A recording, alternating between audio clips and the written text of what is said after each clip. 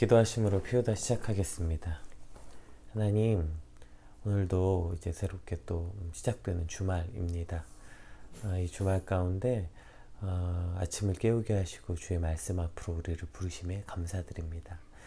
하나님 말씀을 통하여서 오늘 우리 주말이 또 내일 주일을 준비한 오늘 모든 시간들이 하나님의 말씀이 나를 인도하시고 그 말씀 가운데 깨어 오늘 우리에게 일어날 모든 상황들과 또 이 세상을 바라볼 수 있는 온전한 시선과 눈을 갖게 하여 주시옵소서. 오늘부터 시작되는 이 베드로 후서의 말씀을 통하여서 거짓과 오늘도 우리를 미혹하는 그 수많은 것들로부터 우리의 믿음을 지켜 온전히 하나님께로 온전한 믿음으로 나아가는 주님 귀한 시간들이 되게 하여 주시옵소서. 감사합니다. 예수님 이름으로 기도드립니다. 아멘. 네, 오늘 저희가 함께 살펴볼 말씀은 베드로후서 1장에서 11절까지 1절에서 11절까지 말씀 한번 같이 살펴보겠습니다.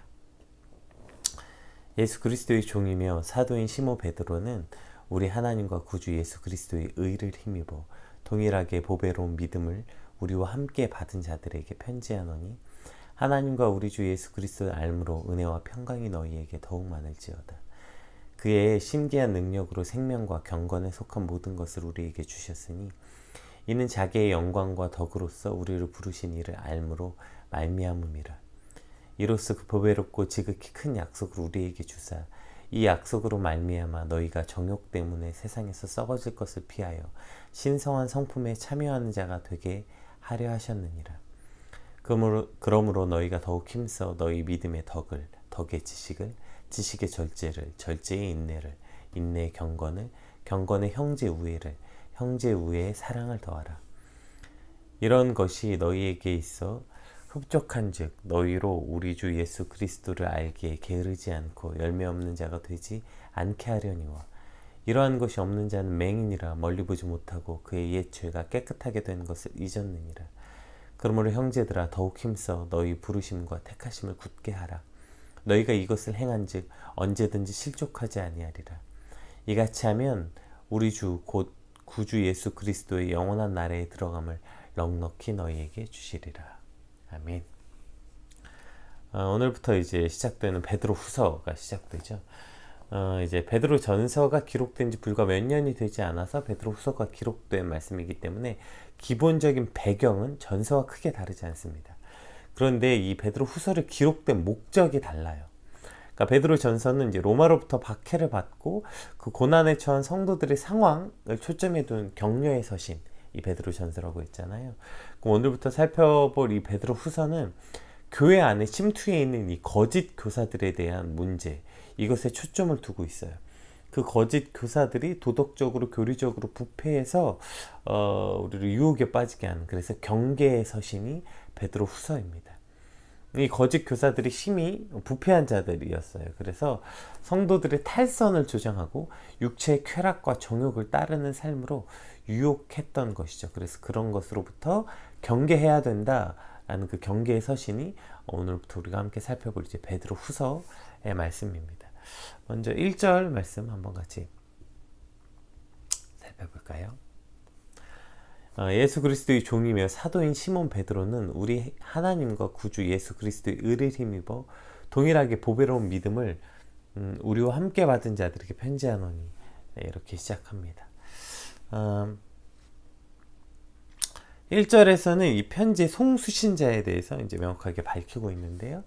이 편지에 기록한 이는 바로 예수 그리스도의 종, 그리고 사도 베드로라고 이제 송신자, 그러니까 발신자를 이야기하고 있고, 수신자는 자신과 같은 보배로운 믿음을 받은 자들이라고 수신자를 밝히면서, 그러니까 나와 너희의 믿음이 같아야 된다, 같다라는 일체감을 극대화시키는 표현이죠. 그러니까 우리가 같은 복음을 받았다, 이제 이 얘기입니다. 이것은 이제 베드로후서의 주제라고 했죠. 다른 가르침, 다른 믿음을 주장하는 자들을 경계하는 경계의 서신이기 때문에 너희와 내가 같은 믿음을 가지고 있다, 같은 믿음을 받았다, 이것을 강조하고 있죠. 그러면서 2절에 이렇게 표현되어 있습니다. 하나님과 우리 주 예수 그리스도를 알므로 은혜와 평강이 너희에게 더욱 많을지어다. 자, 이제 2절부터는 이제 오늘 이 전체 본문을 관통하고 있는 알다, 알므로라는 표현이 나와요. 여기서 2절에는 하나님과 우리 예수 그리스도를 알므로 이렇게 표현되고 3절에는 그의 신기한 능력으로 생명과 경건에 속한 모든 것을 우리에게 주셨으니 이는 자기의 영광과 덕으로서 우리를 부르신 이를 알므로 말미암이라. 이렇게 또 이제 3절에도 알므로라는 단어가 나오죠.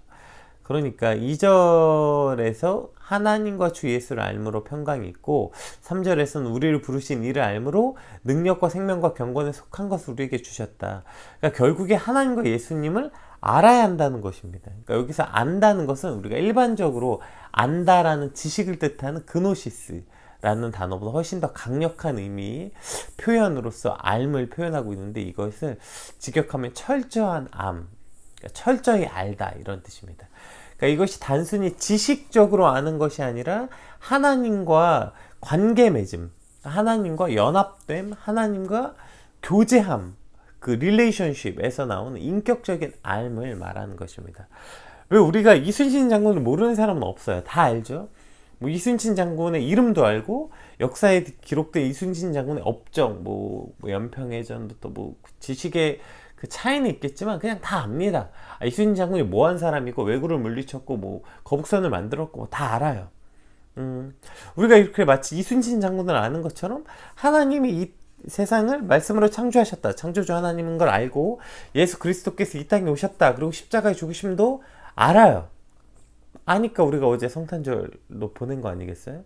근데 이것이 그냥 단순히 그렇게 단순한 지식적인 알은 사실 큰 의미가 없다는 거예요. 저희가 이순신 장군을 아는 게 우리 삶에 무슨 큰 의미가 있어요? 뭐 이순신 장군을 모르면 우리 삶에 변화가 있습니까? 아니면 이순신 장군을 알면 우리 삶에 또 변화가 있습니까? 마치 우리가 이런 것처럼 단순히 지식적인 알므로 하나님을 알고 예수 그리스도를 안다면 그것이 분명히 하나님이 창조주심도 알고 예수 그리스도가 이 땅에 오셨고 나심도 아시고 예수 그리스도가 십자가에 달려 죽으심도 알지만 별 의미가 없는 거예요. 우리 삶에 아무런 의미가 없는 거예요.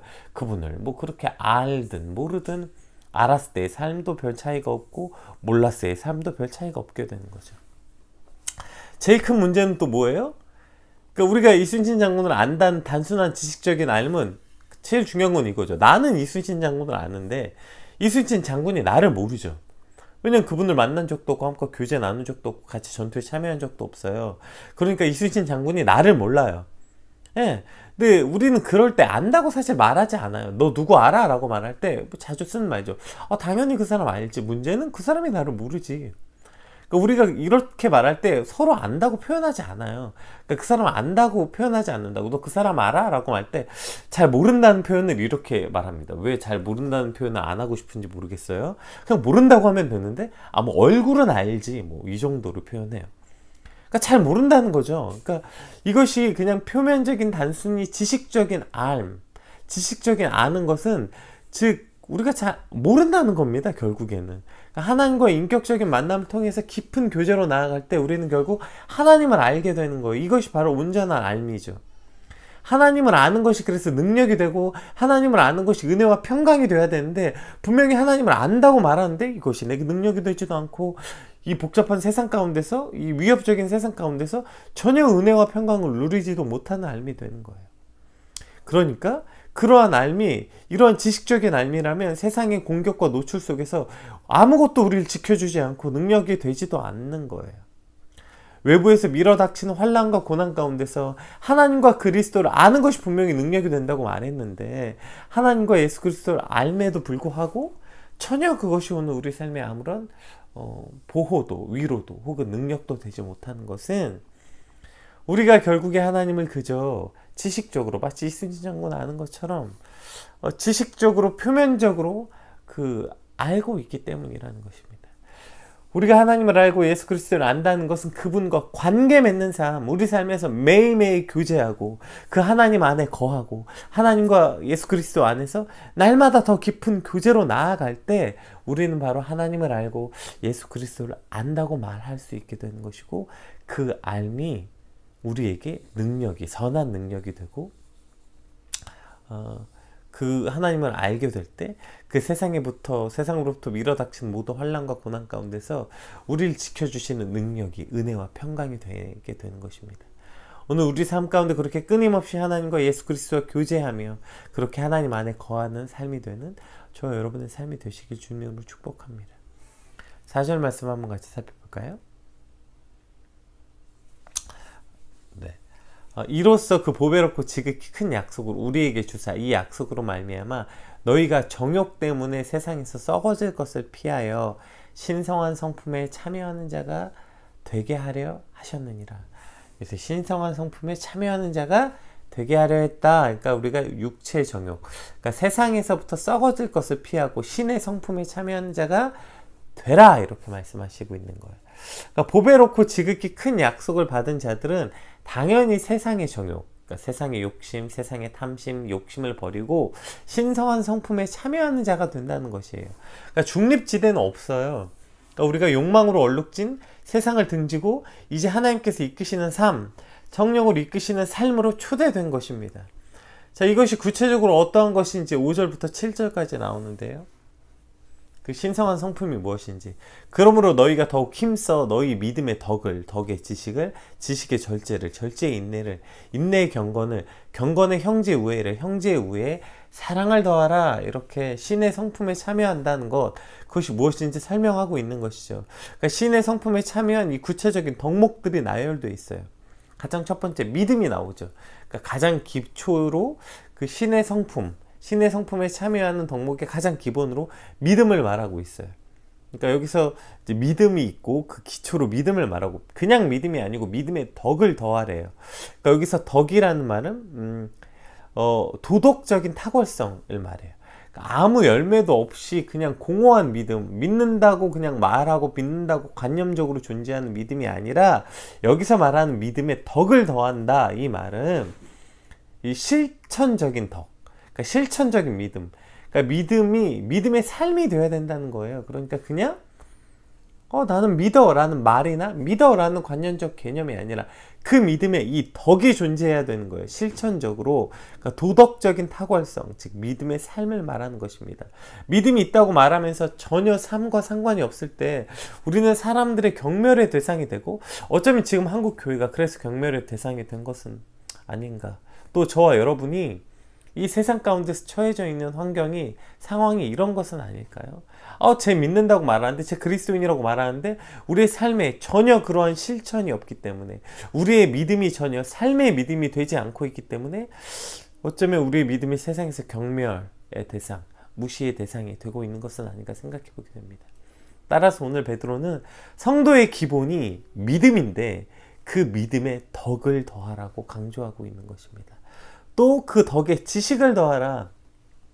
그러니까 우리가 믿음 있는 삶을 산다고 말할 때 그것이 바로 지식에 의해 균형이 잡혀야 되는 거예요. 그렇지 않으면 맹목적인 믿음이 되고 꽉 막힌 그리스도인, 정말 답답하고 무식한 믿음이 되어버리는 거죠.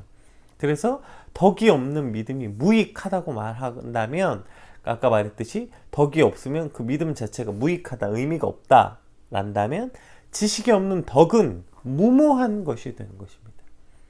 사실 이것 때문에 지금 그리스도인이 욕먹고 있는 거 아닙니까? 지금 이 와중에도 여전히 수없이 숨어서 모여서 뭔가 자기들의 믿음을 지키겠다고 그렇게 수많은 사람들에게 피해를 끼치면서도 이게 내 믿음이야 라고 말하는 그런 어떤 무모한 믿음이, 그래서 반드시 그 덕에 지식을 더하라고 말하고 있는 것입니다. 자, 그리고 그 지식에 또 무엇을 더하라고 하냐면, 그 지식은 다시 절제 안에서 일어나야 된다는 거예요. 절제 없는 지식은 교만과 방종에 빠지게 되고, 그러한 절제는 당연히 인내를 수반할 수밖에 없게 되는 거죠. 그래서 그 절제에 인내를 더하라 이렇게 말하는 것입니다. 우리가 여기서 절제와 인내는 욥을 기억해 보면 될 것 같아요. 욥의 고난 앞에서 사실 많은 사람들이 욥기에 등장해서 너가 고난당하는 이유가 이거다 저거다 수없이 막 판단합니다. 너는 이래서 고난당하는 거다, 저래서 고난당하는 거다. 뭐 욥도 스스로 자기의 고난에 대한 이유를 끊임없이 찾습니다. 그럴 때 하나님이 나타나서 뭐라고 말하십니까? 네가 이 세상의 섭리를 아느냐? 내가 이 땅에 초석을 놓을 때 넌 어디 있었냐? 말해봐라. 내가 너에게 지금 너의 고난의 이유와 인내의 이유를 설명한들 너가 이해는 할 수 있겠는가? 묻는 거예요. 그럼 어떻게 이 고난과 환난을 이해할 수 있습니까? 절제와 인내를 통해서 이해하게 되는 거예요. 그러니까 그것이 이해할 수 없죠. 하나님이 우리에게 주신 이 수많은 세상의 많은 것들을 하나님이 설명한다 한들 우리가 그것을 어떻게 다 이해할 수 있겠습니까? 그것을 어떻게 조금이라도 이해할 수 있냐면 절제와 인내 속에서 그것이 가능해지는 것입니다. 다 이해할 수 없을 때라도 하나님의 선하심을 믿고 인내할 때 그것이 조금은 이해가 되는 것입니다. 무화과 나무잎이 마르고 포도 열매가 없을지라도 난 여호와로 인하여 기뻐하고 즐거워하는 삶, 이것이 바로 절제와 인내로 온전해지는 삶이라고 말하고 있는 것입니다. 또 그렇게 절제와 인내하는 삶은 또 그렇지 못한 사람들을 향해서 비난과 판단을 하기 쉬워요. 그러니까 나는 그렇게 절제하고 인내하는데 너는 왜 그렇지 못하니?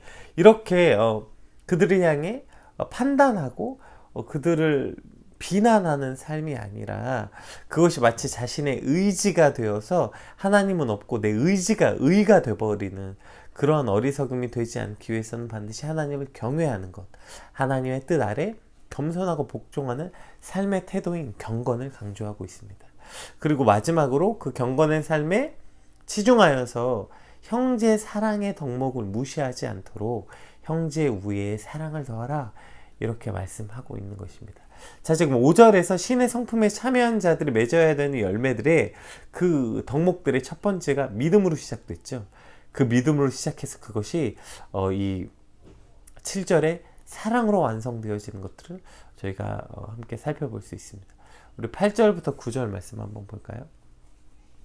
이러한 것이 너희에게 있어 흡족한즉 너희로 우리 주 예수 그리스도를 알기에 게으르지 않고 열매 없는 자가 되지 않게 하려니와 이것이 없는 자는 맹인이라 멀리 보지 못하고 그의 옛 죄가 깨끗하게 된 것을 잊었느니라, 이렇게 설명하고 있어요.